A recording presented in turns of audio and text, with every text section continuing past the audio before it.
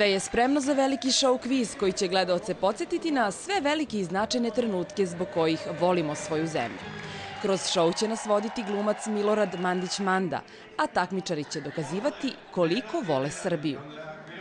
Morat će da znaju da se igraju, da imaju takmičarski duh, da znaju kako se lepo radovati kad čovjek pobeđuje i kako se lepo radovati i kad gubi.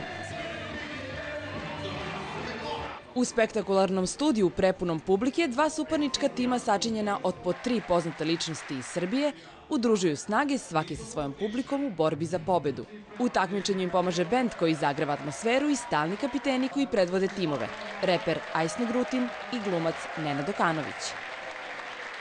Uloga kapitena je da pre svake emisije očiste ove stolove, pokose travicu i ovo cveće fino obrade. Kapiten je ovde da bude kao i u svakoj ekipi, pravi kapiten, da čuva fair play i da se trudi da pobedimo.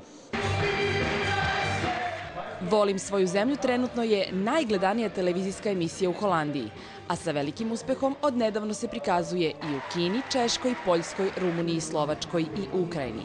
Očekuje se da će tako biti i u Srbiji. Šta sam mogu?